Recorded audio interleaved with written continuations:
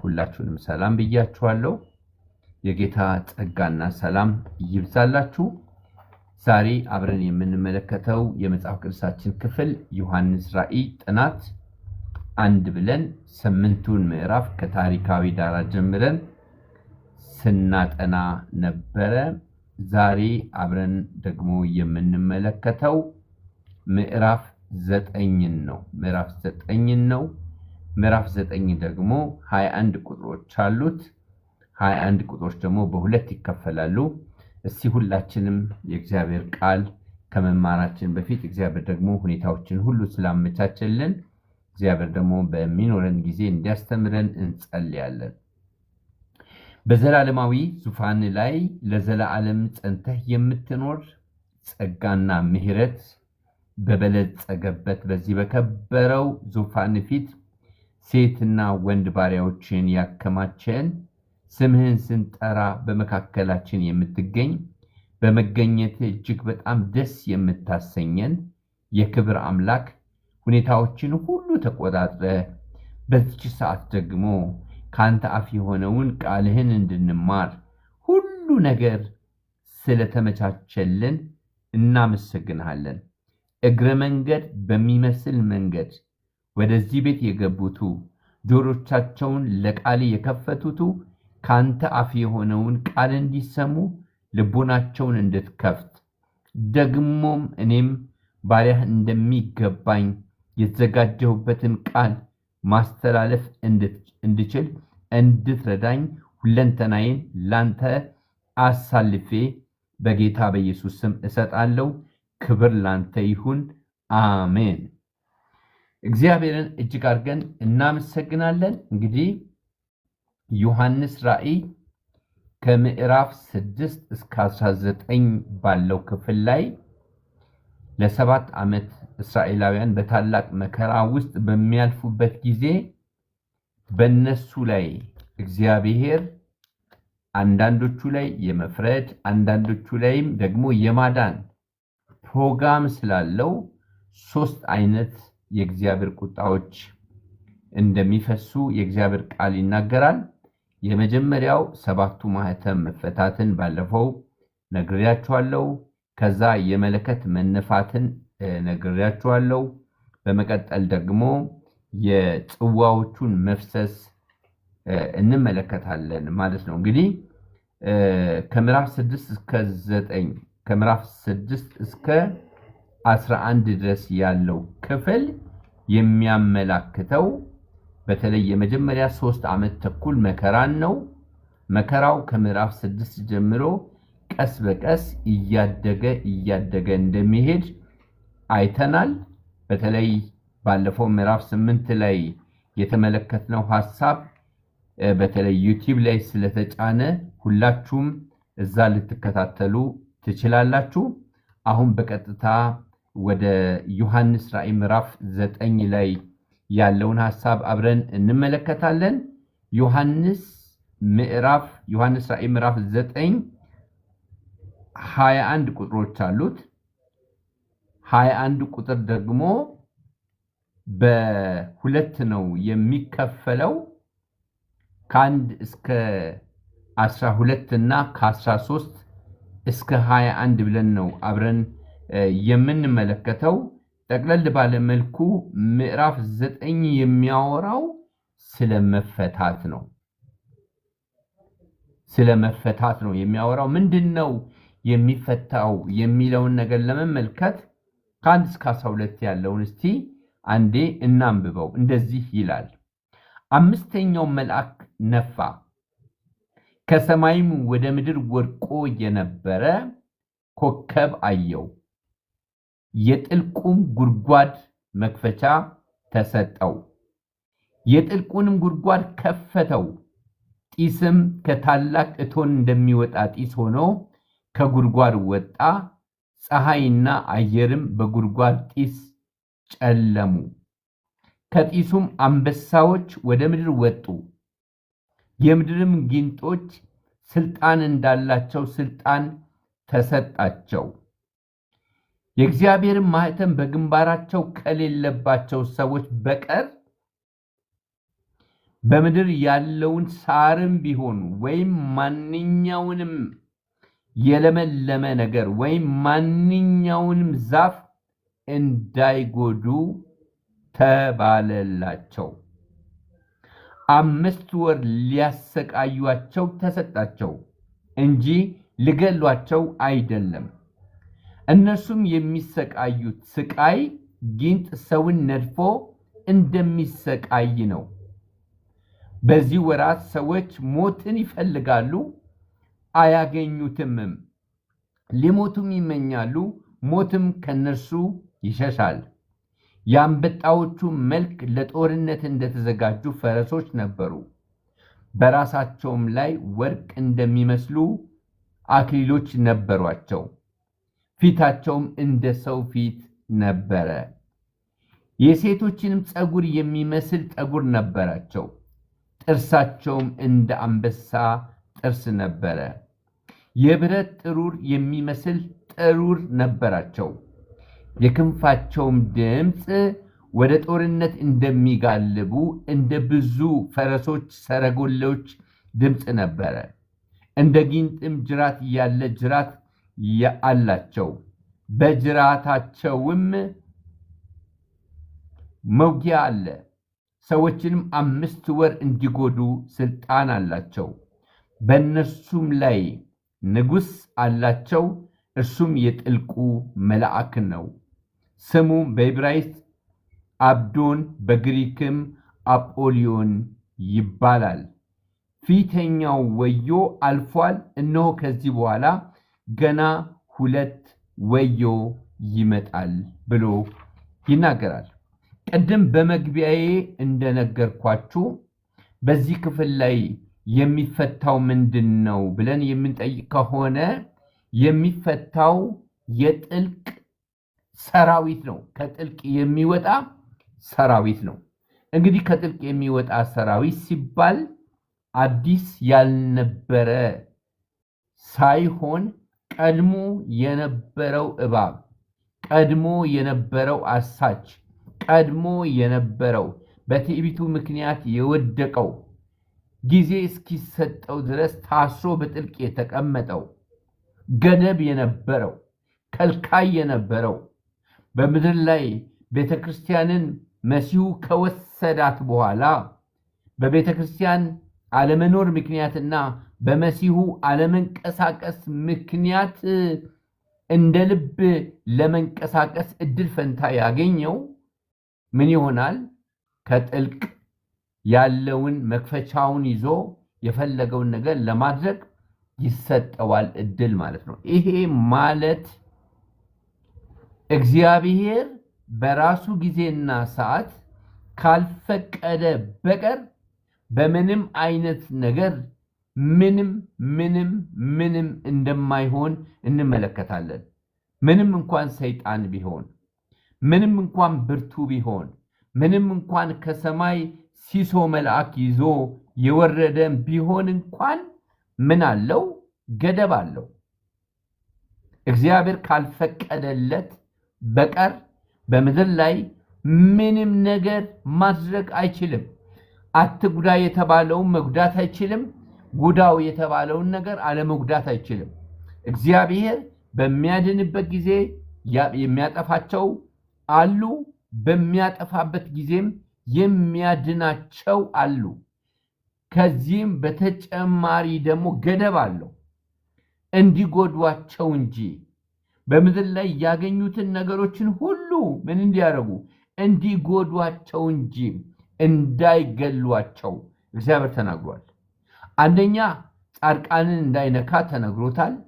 ሁለተኛ በኃጢአን ላይም እንኳን ጉዳት እንዲያደርስ በጣም ከባድ የሆነ የሚሰቀጥጥ በጣም የሚያሰቃይ ጉዳት እንዲያደርስ እንጂ እንዳይገድል ታዟል። ስለዚህ ኃይላትና ስልጣናት እንደ ተቃዋሚ ፓርቲ አንድ ዙፋን ላይ ተቀምጠው ገዢውን መንግስት እንደሚቃወሙ እርስ በርስ ለመጠፋፋት እንደሚዋጉ ሳይሆን እግዚአብሔር ብቸኛ በሰማይ በምድር ከምድር በታች ብርቱ የሆነ ብቸኛ አምላክ ነው። አሜን። እሱ ሉዓላዊ ነው። ሁሉን ነገር ምን የሚያደርግ ነው? የሚቆጣጠር ነው። ምዕራፍ 9 ላይ ስትመለከቱ እንዳይጠፉ የተወሰኑ አሉ፣ እንዳያጠፋቸው ተነግሮታል። እንዳይገድል የተነገራቸው አሉ። እነዚህ እንዳይገድል የተነገራቸው ደግሞ አይገላቸውም። በሚያጠፋበት ጊዜ እግዚአብሔር ፕሮቴክት የሚያደርጋቸው አሉ። በሚያጠፋበት ጊዜ እግዚአብሔር ፕሮቴክት የሚያደርጋቸው እንዳለ ሁሉ እንደገና ደግሞ በሚያድንበት ጊዜም የሚያጠፋቸው እንዳሉ መጽሐፍ ቅዱሳችን ይናገራል። የሚገርም ነው። እዚህ ክፍል ላይ የምትመለከቱት በጣም የሚደንቅ ነው። እዚህ ክፍል ላይ የምትመለከቱት ስለዚህ የዚህ ከጥልቅ የወጣ ሰራዊት ዓላማ እንዳይጎዳ የተባለውን አለመጉዳት፣ እንዳይገድል የተባለውን አለመግደል፣ ምድር ላይ ግን ብርቱ ስቃይ ማሰቃየት። ከዚያ በኋላ ሰዎች ሁለት ምላሽ ይኖራቸዋል። አንደኛው ምንድነው እየሆነ ያለው ብለው ለእግዚአብሔር ምላሽ ይሰጣሉ። ንስሐ ይገባሉ፣ ከጥፋታቸው ይመለሳሉ። ምክንያቱም እግዚአብሔር ይሄንን ሰራዊት የፈታበት ምክንያት ምድር ላይ ከሚሆነው ስቃይ የተነሳ ፊታቸውን ወደ እግዚአብሔር እንዲያዞሩ፣ ወደ እግዚአብሔር እንዲመለሱ ነው እግዚአብሔር ይህንን የሚያደርገው። ስለዚህ ከፊል የሆኑ ሰዎች ወደ እግዚአብሔር በዚህን ጊዜ በንስሐ ይመለሳሉ፣ ወደ እግዚአብሔር ፊታቸውን ይመልሳሉ። ከፊሎቹ ደግሞ ወዴት እንደሚመለሱም ስለማያውቁ በእነሱ ላይ ከሚሆነው ጥፋት የተነሳ ነፍሳቸው እጅግ ስለምትሰቃይ፣ በመከራ ስለምትሰቃይ ምንድነው የሚሉት? ሞት ሆይ ናና ውሰደኝ ብለው ሞትን ይለምናሉ። አንዳንድ ጊዜ አንዳንድ ሰዎች በስቃይ እጅግ ሲመረሩ፣ በእነሱ ህይወት ላይ በሚሆነው መከራ እጅግ ሲመረሩ ምን ብለው ይለምናሉ? እግዚአብሔር ሆይ ውሰደኝ ይላሉ። እግዚአብሔር ሆይ ውሰደኝ። እግዚአብሔር ውሰደኝ ተብሎ የሚወስድ አትውሰደኝ ተብሎ የሚተው የሚያስቀር አምላክ ሳይሆን በወሰነው መንገድ በፈለገው መንገድ ብቻ የሚያደርግ አምላክ ስለሆነ ሞትን ተመኝተው ከስቃይ የተነሳ ሞትን ተመኝተው ምን ያደርጋሉ? ሞትን አያገኙም ብሎ የእግዚአብሔር ቃል ይናገራል። ሞትን ለምነው አያገኙም። ሞትን ለምነው አያገኙም። ሞትን ለምነው አያገኙም ብሎ የእግዚአብሔር ቃል ይናገራል። ለካ ከስቃይ ብዛት የተነሳ ሞትም ተለምኖ የማይገኝበት ቀን እንዳለ የእግዚአብሔር ቃል ይናገራል። እንግዲህ ጠቅለል ባለ መልኩ ስንመለከት ዮሐንስ ራእይ ላይ ምዕራፍ 9 ላይ ከ6 እስከ 19 ጀምሮም ያለው ክፍል ቤተክርስቲያንን በፍጹም የማይመለከታት ስለሆነ ቤተክርስቲያንን በዚህ መከራ ውስጥ የማታልፍ ስለሆነ እኛ አማኞች ስለራሳችን ልንሳቀቅ እንደማይገባ በዚህ አጋጣሚ ላሳስባችሁ ወዳለው። ሁለተኛው በኢየሱስ ክርስቶስ የማያምኑ ሰዎች ባለማመናቸው ጠንቅ ለዚህ ጥፋት እንደሚዳረጉ ከዚህ ጥፋት የሚያድናቸውም እንደሌለ ልታስተውሉ እንደሚገባ በዚህ አጋጣሚ ላሳስባችሁ ወዳለሁ። እንግዲህ ስቴፕ ባይ ስቴፕ ብያችኋለሁ። ከ13 ጀምሮ እስከ 21 ድረስ ያለው ሌላ የሆነ መቅሰፍት ነው። ሌላው መቅሰፍት ምንድነው? ከምስራቅ የተለቀቀ ሰራዊት እንመለከታለን። የመጀመሪያው ከጥልቅ የወጣ ከባህር የወጣ ነው። ያሁኑ ደግሞ ከምስራቅ የተለቀቀ ሰራዊት ምን እንደሚመስል ከ13 ጀምሮ እስከ 21 ድረስ ባለው ክፍል ላይ አብረን እንመለከታለን። እንደዚህ ይላል። ስድስተኛው መልአክ ነፋ፣ በእግዚአብሔርም ፊት ካለ በወርቅ ከተሰራ መሰዊያ ቀንዶች አንድ ድምፅ ሰማሁ። እሺ፣ መለከትም ያለውን ስድስተኛውን መልአክ በታላቁ ወንዝ በኤፍራጥስ የታሰሩትን አራቱን መላእክት ፍታቸው አለው። እሺ፣ የሰዎችንም ሲሶ እንዲገድሉ፣ ከዛ ሁሉ ስቃይ በኋላ የሰዎችንም ሲሶ እንዲገድሉ ለሰዓቱና ለቀኑ ለወሩም ለዓመቱም ተዘጋጅተው የነበሩ አራቱ መላእክት ተፈቱ። እነዚህ ታስረው የነበሩ የወደቁ መላእክቶች ተፈቱ። የፈረሰኞችም ጭፍራ ቁጥር እልፍ ጊዜ እልፍ እልፍ ጊዜ እልፍ ቁጥራቸውንም ሰማው። የፈረሰኞቹንም ጭፍራ ቁጥር ስመለከት እልፍ ጊዜ እልፍ እልፍ ጊዜ እልፍ ነበረ። ቁጥራቸውንም ሰማው። ፈረሶቹንና በእነርሱም ላይ የተቀመጡትን እንዲሁም በራእይ አየው። እሳትና ያንክት ዲንም የሚመስል ጥሩር ነበራቸው። የፈረሶቹም ራስ እንዳንበሳ ነበረ። ካፋቸውም እሳትና ጢስ ዲንም ወጣ። ካፋቸውም በወጡት በእሳቱና በጢሱ በዲኑም በእነዚህ 3 መቅሰፍቶች የሰዎቹ ሲሶ ተገደለ። የፈረሶቹም ስልጣን ባፋቸውና በጅራታቸው ነውና ጅራታቸውም እባብን ይመስላልና ራስም አላቸው፣ በእርሱም ይጎዳሉ። ማይ ጋድ!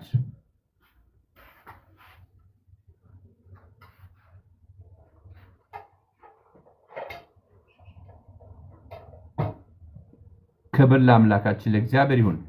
በእነዚህ መቅሰፍቶች ያልተጎዱ የቀሩት ሰዎች ለአጋንንትና ያዩ ወይም ይሰሙ ወይም ይሄዱ ዘንድ ለማይችሉ ከወርቅ ከብር ከናስም ከድንጋይም ከእንጨትም ለተሰሩ ለጣዖቶች እንዳይሰግዱ ስለ እጆቻቸው ሥራ ንስሐ አልገቡም።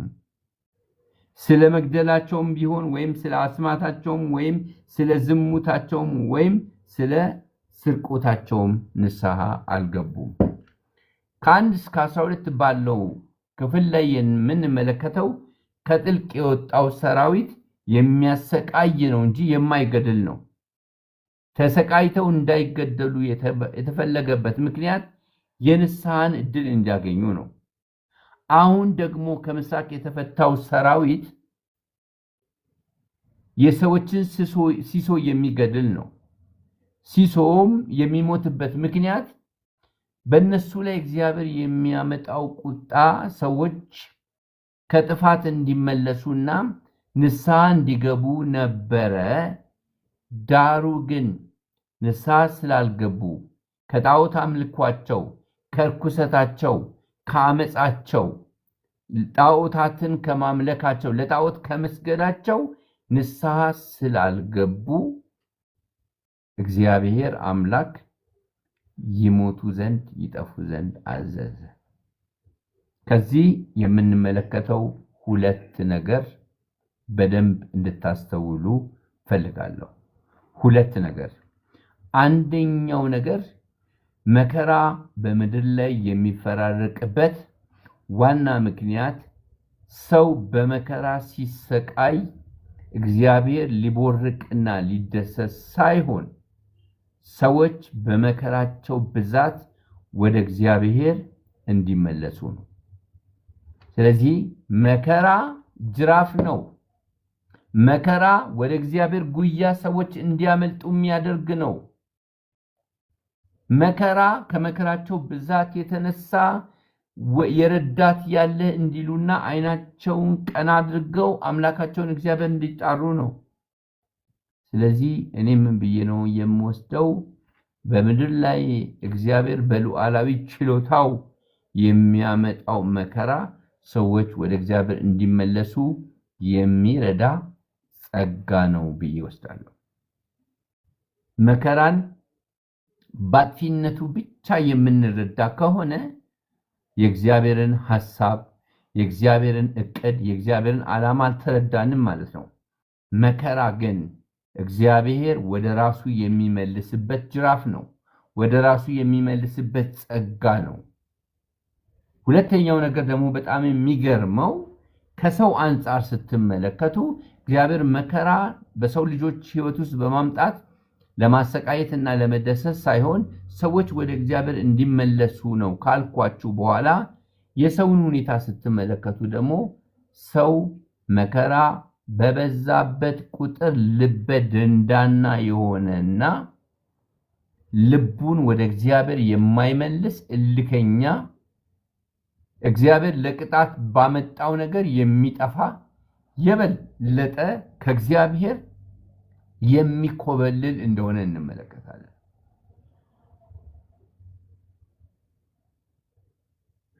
ስለዚህ እግዚአብሔር ሉዓላዊ ነው።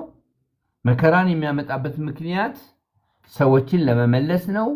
ሰዎች ደግሞ በሚመጣባቸው መከራ በትህትና የእግዚአብሔርን እርዳታ ሊፈልጉ ሲገባቸው እግዚአብሔር ለጥፋት ሳይሆን ለቅጣት ባመጣው ወደ ራሱ ለመመለስ ባመጣው መከራ ምክንያት የሚጠፉ መሆናቸውን እንመለከታለን። በመቀጠልም ደግሞ እግዚአብሔር የመረጣቸው ቅሬታዎቹ፣ እግዚአብሔር የሚፈልጋቸው ቅሬታዎቹ በእነዚህ ሁሉ አልፈው ከእግዚአብሔር እጅ እንደማያመልጡ፣ ከእግዚአብሔር እጅ ሳያመልጡ የሚድኑ መሆናቸውን እንመለከታለን። ስለዚህ ፍርድ ሲተላለፍ እግዚአብሔር የሚያድነው ሰው አለው፣ እግዚአብሔር የሚፈርድበት ሰው አለው ማለት ነው። ስለዚህ ይህንን ከዚህ ክፍል ላይ እንድታስተውሉ በጌታ ፍቅር ጠይቃችኋለሁ። በጣም ሰፊ ነው። እያንዳንዱን ነገር መተንተን ብንጀምር ጊዜ አይበቃም። የዚህ ዋና ጥናት ዋና ዓላማ አንዳንድ ሰዎች ሲያነቡ ስለማይረዱት በጥልቀትም ደግሞ ለመረዳት በጥልቀትም ለማጥናት ጊዜ ስለሌላቸው በመሃል ላይ በማንበብና በጥልቅ ጥናት መካከል ሰርቬይ እንዲያደርጉ አሰሳ እንዲያደርጉና አንድ ምዕራፍ ጭብጡ ምን እንደሚመስል እንዲይዙ ነው የዚህ ጥናት ዓላማ። ስለዚህ ማንኛውም አይነት ጥያቄ ካለ ለመቀበል ዝግጁ ነኝ። ይሄ ትምህርት ካለመረጋጋት የተነሳ የማታደምጡ ሰዎች ምናልባት ዩቲዩብ ላይ ከተወሰነ ደቂቃ በኋላ ጭናለሁ፣ ገብታችሁ ሰብስክራይብ በማድረግ ልትከታተሉ ትችላላችሁ። ማንኛውም ጥያቄ ካለ ደግሞ እድል ሰጣችኋለሁ። እስካሁን በትዕግስት ይህንን መልእክት ስለተከታተላችሁ ኔትወርክ እያስወጣቸው እያስገባችሁ ብዙ ፕሮግራም እያለባችሁ አንዳንዴ ሲነበብም አንዳንዴ ትምህርት ሲሰጥበትም ሲብራራም ከባድ በሆነው ክፍል ላይ በትዕግስት ይህንን የከበረውን የእግዚአብሔርን ቃል ስትከታተሉ ስለነበራችሁ እግዚአብሔር ዘመናችሁን ይባርክ። እንግዲህ ምናልባት ጥያቄ ካላችሁ እድል ሰጣችኋለሁ፣ መግባት ትችላላችሁ። አንድ ቁጥር ጽፋችሁ ኮሜንት ላይ ያየሁኝ ነው። ማኪና ኃይልዬ ጌታ ኢየሱስ ዘመናችሁን ይባርክ። ኮሜንታችሁን አንብቤያለሁ፣ ደስ ብሎኛል። ማለት የምትፈልጉት ነገር ካለ ኃይልዬ እንግዲህ ብዙ ጊዜ አይመቸውም ይመስለኛል። በዮሐንስ ራእይ ጥናት ላይ በጣም እየታወቀ የተወደደ የከበረ ነገር ያለው ወንድማችን ነው። ስለዚህ እሱ ወደ ላይ ባስገባ ደስ ባለኝ ነበረ፣ ግን ብዙ የሚመች ቦታ ላይ አይመስለኝም። ፕራይቬት ነው አካውንቱም። ስለዚህ ሌሎቻችሁ እንደዚህ አይነት ጥያቄ ካላችሁ እድል ሰጣችኋለሁ ማለት ነው።